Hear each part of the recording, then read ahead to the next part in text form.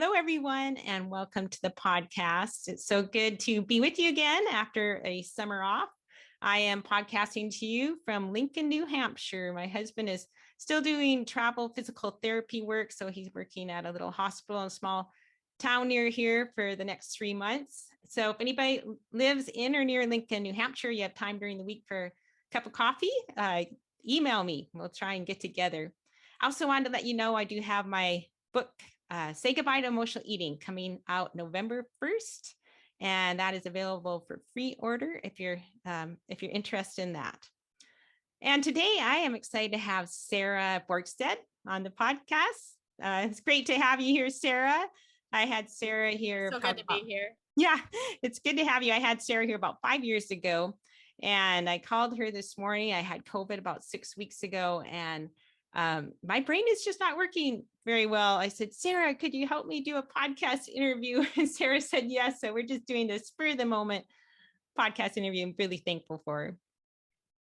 And Sara, she is a speaker. She's a writer. She lost 100 pounds. Actually, I think you might be up to 135 now. Is that right, Sara?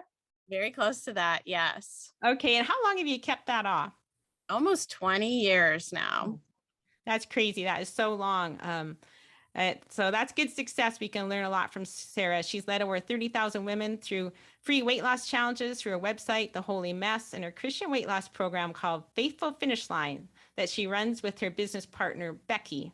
Sara's a mom to 5 children. She's a pastor wife, and she is a power napper. I'm a big fan of those naps. Me too. I just really love a good nap. Feels so good. Well, so I asked Sara if she had any ideas about topics, and she thought she had 5 lies women believe about weight loss and how to combat them with God's truth. And I thought they're super interesting lies because Sara and I are kind of different in personality, so we believe different lies. And I feel like it's so good to have somebody else's perspective because I know a lot of people listening aren't like me. So I'm glad to have Sara here to share her lies, and we'll have a little discussion about those. So why don't we start out with lie number 1, Sara? Yes. So lie number 1 is you are selfish if you focus on weight loss. Okay. What do you mean by that?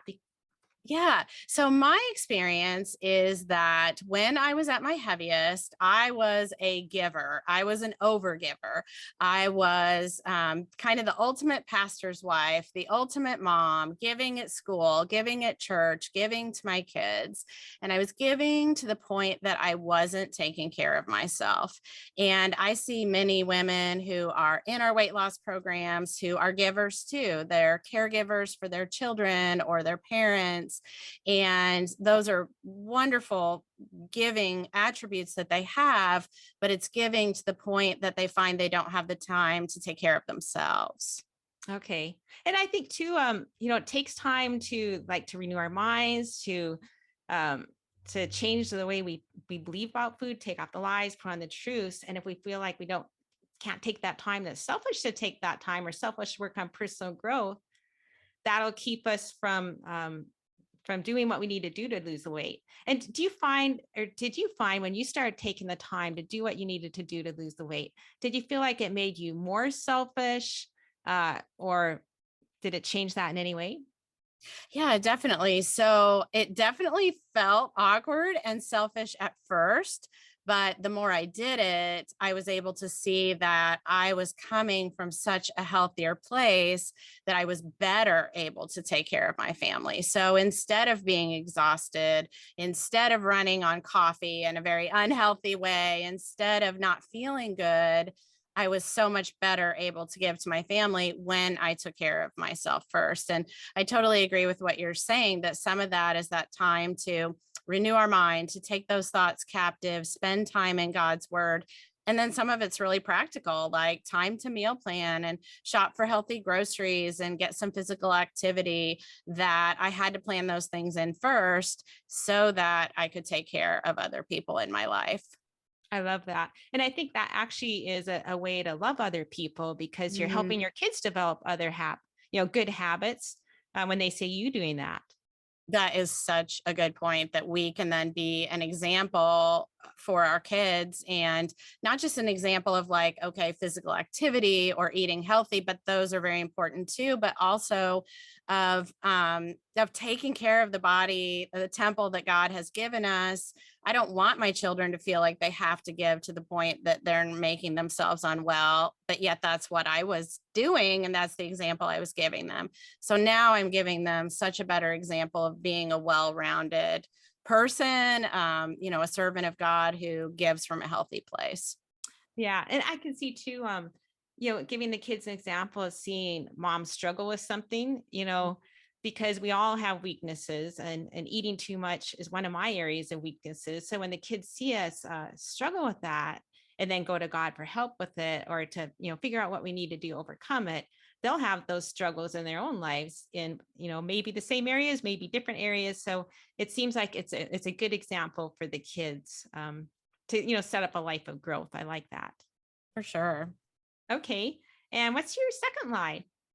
Line number 2 is that in today's culture, weight loss is just too hard. Mm. And I will be the first to say that weight loss in today's culture is hard. It is really challenging. We do have to go against the grain to a certain extent. Most Americans and people in first world countries do overeat.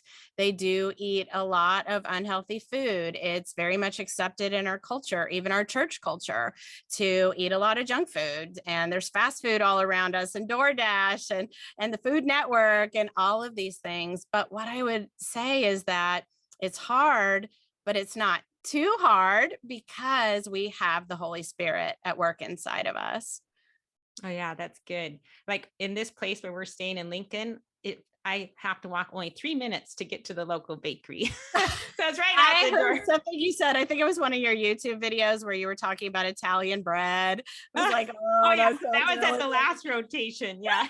Every place I go here, it seems like I can walk to treats. But that's a good point, because back 150 years ago, when people are living on the farm, you're feeling emotional, things aren't going well, you're not going to run out and get a Dairy Queen Blizzard. But in our culture, there's just so many temptations. Oh, there's so many. And even very healthy foods, we have in a way that people didn't have even 100 years ago. So I think about like nuts is a great example, because a lot of my readers and our Faithful Finish Lines members, that tends to be a food that they overeat because they feel like, well, it's healthy. And it is.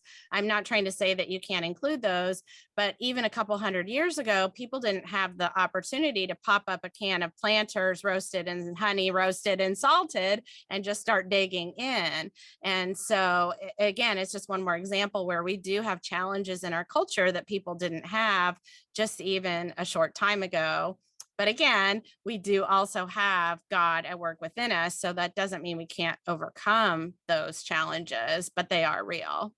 Okay. Well, and I think you lost 100 pounds first, right? You kept that off for 20 years, and then you lost the 30 Yes. pounds after that. So Yeah. what did you do back when you had so many pounds ago, the 100 pounds ago, and then of course you lost more.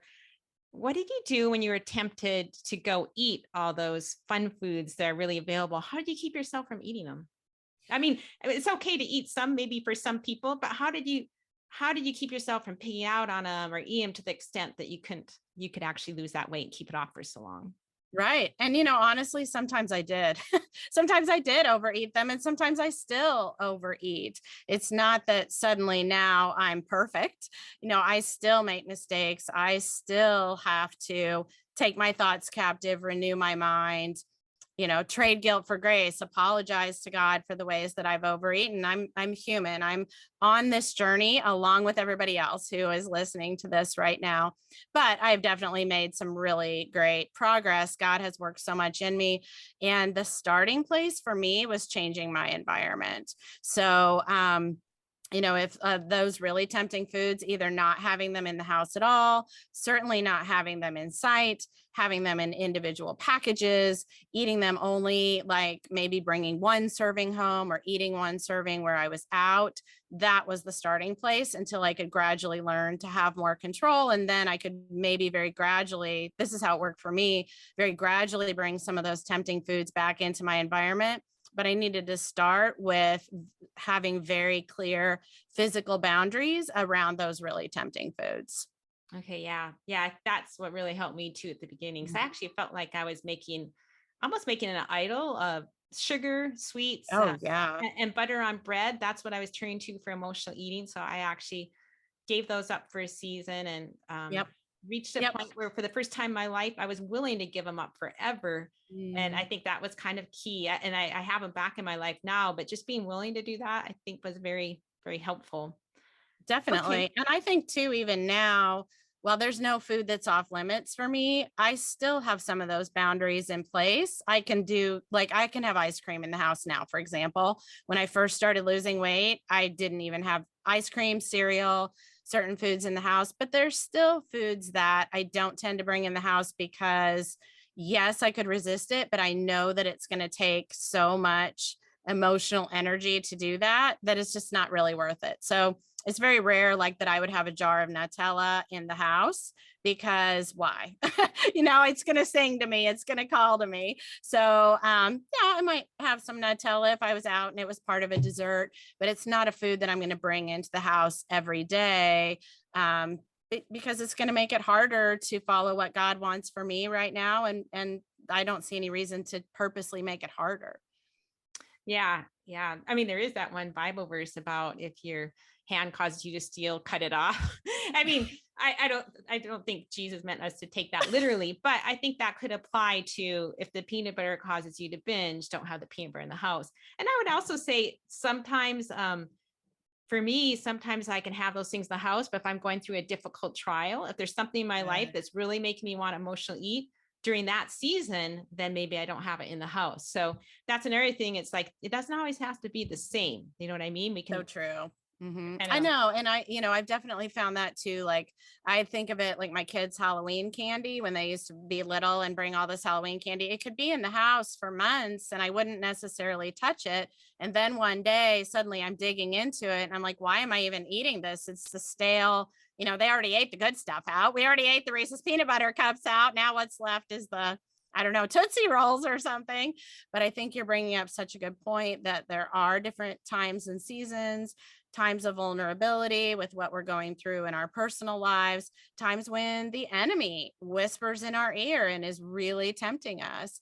And so being very aware of what is going on is powerful. And I think too, sometimes I think as Christians, we get the idea like, well, if I was a strong enough Christian, I could resist this. So I should have it out of the house. And I just don't agree with that concept. I think that God works in all kinds of different means.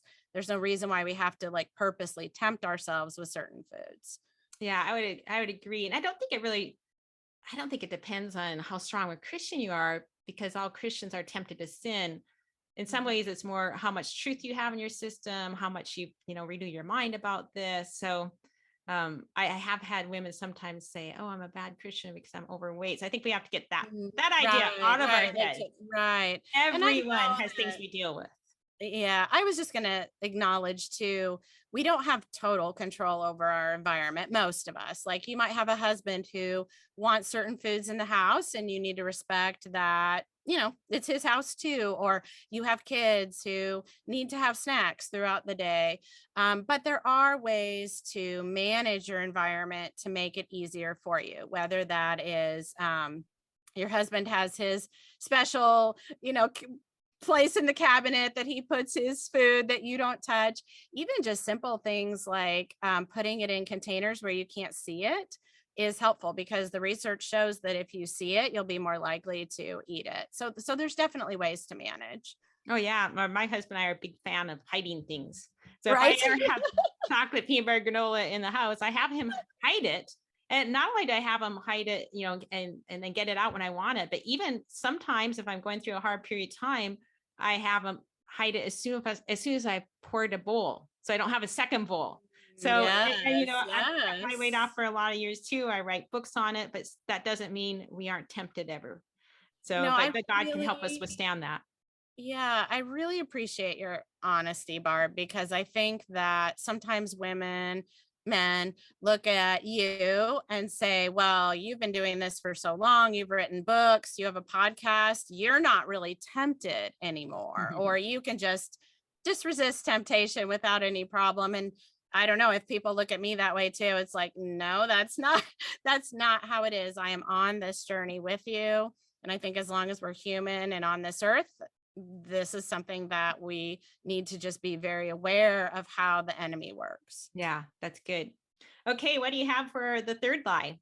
Yes, that is lie number 3 is I don't have time to lose weight. And I get it. You are busy. I am busy. We are busy. We're in a very busy, hurried culture.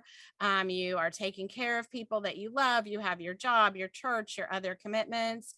And especially when you first get started, it can definitely feel like the whole weight loss process is time consuming.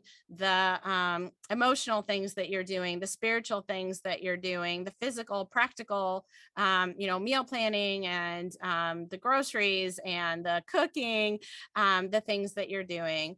But I also come back to if you're too busy to take care of yourself in this way, something needs to change. Yeah. And this is different from the first one because the first lie was, I shouldn't take time for myself. It's wrong for me to take Right. time for myself. With this lie, it's okay, I should take time for myself, but I don't have the time. Right, I right. would I have also so much else going on. And I'm not denying that, probably everyone listening to this is busy with many things going on, but we know that this is an important area where ultimately God does want us to focus. God does want us to be healthy people. And so it is worth the time. You can make the time for sure. Yeah. And I would also say, I mean, to everybody who's listening, how much time you spend a day on your phone? How much time you Oh, spend on social yes. You media? caught How me much time there. you spend on the news? We have time, right? Yeah. We just have to reallocate it. It Write the is. phone and we'll have more time. I don't know if this is true for your readers, but for many of our members and faithful finish lines and things like that, meal planning is just a huge barrier. They want to eat healthy foods, but then it's like, well, I was on the fly. I didn't have any time. So I just grabbed fast food and then it ended up being like 1,000 calories. And then I'm not even going to keep track because now I've already eaten 1,000 calories. I'll start over on Monday. So there's something about that aspect that does seem to be a bit of a turning point for people that when they're able to make that a priority, that can cause a really helpful shift in losing weight. Yeah. And I would also say sometimes people have unrealistic expectations for how much they have to do because I mean, Mm. I'm more of a laid back person. So when I lost weight in Weight Watchers, I didn't do any food prep. I just Mhm. had regular food. We were making breakfasts at time for the kids. So I'd have pancakes or baked oatmeal or whatever we have for breakfast. I just have a small portion for lunch. Mm. I'd have a sandwich with a bunch of veggies in it and deli meat or whatever. And then for supper, I'd have whatever we're having for supper. So it took no extra time for me. And I know a lot of people who do the food prep and cut up all the vegetables and all that kind of stuff. Yeah, it's going to take a lot of, extra time. But I guess just to know if you don't have that time, there are other ways you can do it. You don't have to do all the veggies, or if you have kids in the house, you can, make them do it. I mean, I'm not saying don't ever have veggies, right? I still have veggies in those days, but it takes me maybe less than 5 minutes to cut up all the veggies for my sandwich or to pull out some greens and put things on it. It doesn't take that long. Such a good point. There are so many different ways to make this work. Well, and also if you are driving through fast food, there are healthy options at fast food. I don't eat as much fast food now as I did when I first started, but that's been a gradual change because I used to be a fast food junkie. So I made gradual shifts that instead of getting the quarter pounder with cheese meal with the extra large fries, supersized fries, and the Diet Coke, I switched to the grilled chicken salad and a small order of fries, or, at Chipotle, ordering a healthier bowl without the thousands of, calories worth of toppings. And there's definitely, whatever season you're in, however your family does food, ways that you can make it work. Yeah. And I guess I would also say, how long does it take to wait in line at the fast food place? I bet point. When you think when you get in your car, you wait in line, to me, that seems like it takes a lot of time. That's a good point. And I think it does. Yeah. It brings me back to another point about the meal planning, where a lot of women I work with get stuck, is that they'll make the meal plan, but then they don't want to follow it. And it's their meal plan. And I think that brings us down to a deeper heart issue. It's that rebellion. Like, yeah, here's the meal plan, but I don't want that. I want the 6 slices of pizza because that's going to give me that instantaneous relief from whatever emotions I'm experiencing. And so then we get into more of the heart of the issue of the emotional eating that I know you speak about so well, or, being willing to obey God in this area of our lives. Yeah. Yeah. Because I think when we renew our minds and our desires change, and that makes us more willing to give it up, it gives us the strength to do what we, ultimately kind of want to do, but it's hard to do. It's hard in the moment because food tastes good. It does. Yeah. Food tastes really good in the mouth, right. And no one is trying to deny that. And food can change our physical state. And so, it makes perfect sense why I was an overeater, you were an overeater, why people overeat. We just know that we do want that in the moment, but we want something so much bigger. Becky, my business partner, talks about being a living sacrifice is giving up what you want for something you want more.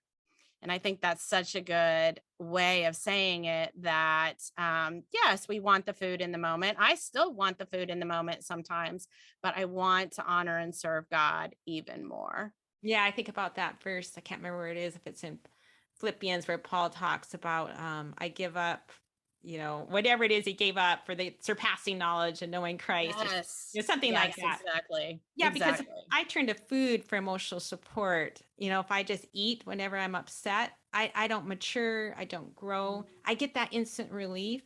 I get that instant happiness, but I don't grow as close to God, because I'm relying on food rather than God, and I'm not getting God's insight. I'm right. Keeping the cultural insight that's keeping me enslaved to food. Okay, well, are we up to number 4 now? Is it line number? Yes, 4? We are. Line number 4. Okay, this is a really good one for where we are in our culture right now, and that is healthy food is too expensive. We are, in the middle of a recession. Many of us are struggling financially. The cost of groceries is crazy. Right. It is crazy. Like, I've looked at prices of meat that have tripled. Oh, I know, it's the last few months. So terrible. I really hear the heart of anyone who is saying, I can't afford to do this, because the truth is that some healthy foods are very expensive. But I really want to encourage you to not let this stop you. Like, it is a truth. There is a truth to it. But I also feel like Satan will come and kind of whisper this in your ear to pull you away. Like, oh, well, see, there's no way that you can lose weight because look at the cost of lean meat. It's gone up so much. And that's true. But again, God will give you the strength to do this. And some of the most valuable foods for weight loss are actually the least expensive. Vegetables, and canned or fresh or frozen or fine. Fruits, beans. Beans are like about the cheapest food that you can find. Whole grains like brown rice. That's very inexpensive to buy a bag of brown rice. So it is a challenge, but it can definitely be overcome. Yeah. And I would say, thinking back to my old days when I was always emotional eating, it's expensive to get all those bakery treats. It's expensive to go out and get a yummy latte. Expensive to buy ice cream at the store. So all of those indulgence foods, they're very expensive. And I would also say health is really expensive. Right. If I'm having health problems because I'm overweight, that's very expensive. So you're putting in it's, a little bit expensive now to save it in the future. But I would It's also so say funny. back in the days when I lost my weight, I was a stay-at-home mom, homeschool mom. My husband worked. We had 4 kids. We didn't have that much money, and I didn't buy all those expensive foods. I bought bananas, or Right. I didn't buy a bunch of berries. Now we're empty nesters, so I'll buy berries. I'll buy some more expensive things. I even shopped at Trader Joe's over in actually, in Trader Joe's isn't as expensive as I No, thought, but actually, some of the Trader Joe's foods are very that's what I reasonable. thought. They're Yeah, reasonable, really and reasonable in price. That's a really fun place to oh, shop. I I love loved it. We lived within Yeah. walking distance of that when we were in Maine, and anyway, yeah, it's it's an issue. I mean, I just can't imagine having kids in nowadays prices and feeding Well, a family. it is a real challenge. And so again, I don't mean to say that it's not a real barrier. And again, like you, when I was losing my weight, we had at least 5 kids. We were foster parents. And so we had many foster children too. My husband is a pastor. I was a stay-at-home mom, super tight budget, but I always found ways to make it work. And like you said, when you're focusing on the real, whole, fresh foods, those are not that expensive except for like some of the meats, but beans and bananas and a bunch of broccoli and foods like that are very doable. It's when you're buying like the Skinny Cow ice cream Oh cones or yeah, things I like can't eat that those that get really anyway. expensive, and those don't have to be part of it. They can be, but they don't have to Oh be. right, yeah, and they're expensive. When I bought Skinny Cows, I only tried it once, and I think there's 6 of them in a box. Anyway, because it was years ago. I ate the whole box in one day. Right, I thought, right. okay, I well, if call I'm those, gonna eat the yeah, whole box, I might as well just have the real thing and have a small. right. So I never bought the I call diet those food. foods healthy junk foods. Yeah, yeah, right. But I will say those foods did help me be a stepping stone. So, like I would say the Skinny Cow, because I did eat those for a while, even though they were expensive. That probably helped me not binge on the whole box because they cost so much money. But like instead of the drumstick ice cream cones, then I switched to the Skinny Cow, and then I switched to healthier options. But they did help me through a period of time in my weight loss where I sort of needed that stair step down. Okay. And so that's 2 different people again, 2 different Yeah, approaches. yeah. For me, they didn't help me because I just ate way too many of them. So I get yeah, it. just I'm glad you brought that up because for some people that will really help. Okay, what's our last lie? Okay, this is going to be an interesting one. This is the lie. God doesn't care what you weigh. And this is a challenging one because I guess the question is, does God care what you weigh? And at first I think we want to say no, God doesn't care what we weigh. God, the Bible verse from 1 Samuel, man looks at outward appearance, but God looks at the heart. So to a certain extent, I know that God doesn't judge us by our weight. Absolutely, God loves you. You are a beautiful child of God. You are redeemed. You are His. You are forgiven. None of that changes, no matter what the number is on the scale. But I challenge this a little bit because I personally don't think it's completely true. I don't think that God doesn't care. I think God does care because God cares about every aspect of our lives. There's nothing, even the hairs on your head are numbered. And I believe that God does care about our wellness and our health, and our weight is one aspect of that. And so I do believe that God does care. So he doesn't love us less if we're overweight or underweight. Exactly. So yeah, he doesn't love us less. Exactly. We're not less beautiful. I mean, I see so many gorgeous women who are overweight. I mean, Yes. so I don't think beauty has to do with weight, but health has to do with weight. So if I have my husband physical therapy, I have a daughter a nurse, that the people they see in the heart unit, with heart problems in the hospital, they're usually quite, they're overweight. So I'm a little alarmed by this new movement that's popping up. That's like, it's okay to be obese or embracing obesity, because embracing obesity is embracing time spent in the hospital. I'm 62 years old, and the older I get, the more I see how important it is to be healthy, to have a quality life. And God does want us to have the abundant life. And that's about, spirit-filled life, but self-control is a part of the spirit too. So I don't know. It's a hard one, because in the old days, in the Bible days, were people all that skinny? I don't know that they were. I don't think it's a sin to be overweight for sure. And I don't think it's a sin to overeat. We've got gluttony that's a sin, but what's the difference between gluttony and overeating, would you say, or gluttony and weighing too much? Yeah, I actually have a really good blog post that I believe the title is Overeating a Sin? Yes, but God can help you overcome it. And gluttony is the actual word that the Bible uses, which is habitual overeating. That's the definition of gluttony. So maybe just to say, purely is overeating a sin, like you, I would say no, because most people overeat sometimes, like even naturally thin people who don't have food issues.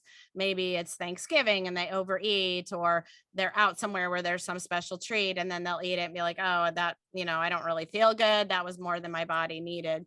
But for those of us who habitually overeat, that is gluttony. And certainly the Bible is very clear that that is a sin. It's also forgiven by what Jesus Christ did on the cross. So we know that even if we are falling into this sin, that we are forgiven because of what Jesus has done for us, which is the best thing. So, and our bodies have different set points. So I'm not trying to say, if you weigh this amount, God is concerned about that. But you who are listening, each of us who are listening, we know when we're not in line with what God wants us to be doing. We know when we are doing habits that aren't healthy. And I really do believe that God has a certain calling for each of us to live a healthy life, to use food in a way that glorifies him, to manage our emotions in a way that glorifies him, to turn to him when we have problems instead of covering that up with food. And so that is what we're talking about. And our weight is just a physical, it's data. I just look at our weight as data. It is important information. So does it define you? No, but I don't think it should be ignored either, because it's data about you. Just like if you had high blood pressure, I'd be worried about that too. Does God care if you have high blood pressure? Well, yes, I think he kind of does, because he cares about you and he doesn't want you to be unhealthy. Yeah, it's a tricky one. And if somebody's listening, I just don't want you to feel bad. If you're quite overweight, I don't want you to feel bad. I don't want you to feel like you're less than. Yes. I've had some women say they feel like they can't be a testimony if they're overweight. And I actually disagree with that, because I think some people are more drawn, they're intimidated by skinny people. They're more drawn to people who look a little heavier. So I really don't think there's anything in that size. I think there's just something in health. And also, I remember even back when, I was never more than 20 to 25 pounds overweight, but even to have that much weight on, I was emotional eating all the time. And I do think God cares if we go, he doesn't want us to keep turning to food to cope with life, just like he doesn't want us to turn to our phones to cope with life, to shopping, to working. I mean, he wants us to, if we turn to him for help with life, we'll grow, we'll mature. He uses trials to help us mature. So even from that angle, I don't know. It's a really touchy subject to talk about. It is, but I also think it's important. I think sometimes as Christians, we are hesitant to want to say some of these things because we don't want to hurt anyone's feelings. And of course, I would never want to hurt anyone's feelings, but I also know that there's a certain breath of fresh air of honesty when we're speaking the truth. And above hurting someone's feelings, what's most important is that we speak the truth as we understand it from God's word. So I completely agree with you. Can someone still have a testimony if they're overweight? Absolutely. Of course, for sure. And we look at characters, well, people from the Bible, and they were messing up left and right, and still God was using them. I mean, David sent a man to his death, and yet, God used him. And so absolutely, we're all on this journey to become more like him as we live in this sinful world. And so your testimony, no matter your weight, is extremely important, extremely valuable. But we also know that God loves us enough that he doesn't want us to stay where we are. And if that means that God is calling you out of emotional eating, out of habitual overeating, that's where I was. I was at a point where I was binge eating, compulsively overeating. My health was going to be affected very soon. I couldn't be the mom that I wanted to be because I was sick to my stomach all the time and I could barely go up a flight of steps without being out of breath. And so, was God still using me during those years? Of course, absolutely. But I also know that I wasn't able to be all that God wanted me to be. And as I've continue to mature and grow in him and rely on him, I see how God has grown me. And I want that for other women too, because it's just such a fantastic experience. Well, yeah, and that's good because you're coming from a different angle than me because I was only 20, 25 pounds overweight. I was still a glutton, still a crazy emotional eater, but it didn't really affect my health. I don't think much at that weight. I don't really know. And I didn't have I wasn't into obesity. So how did you deal with back when you were 135 pounds ago and you were picture your mind listening to this little podcast interview? What are you feeling and how did you keep yourself from beating yourself up? Because actually I beat myself up at 20 to 25 pounds overweight. I thought, oh, you're so overweight, which is ridiculous. We need to get rid of this whole cultural idea that skinny is, that we have to be skinny. I hate that idea. But Well, what would you have done? I did beat myself up. Absolutely. I mean, I thought that I was, I felt terribly shameful of my body. I was embarrassed, but it is a very interesting, it's an interesting mind thing that we do with I think all sins, habitual sins, but with overeating because there's denial too. I was overeating on a regular basis. I was binging, but I was also kind of in denial, or could say like, well, it's not that bad.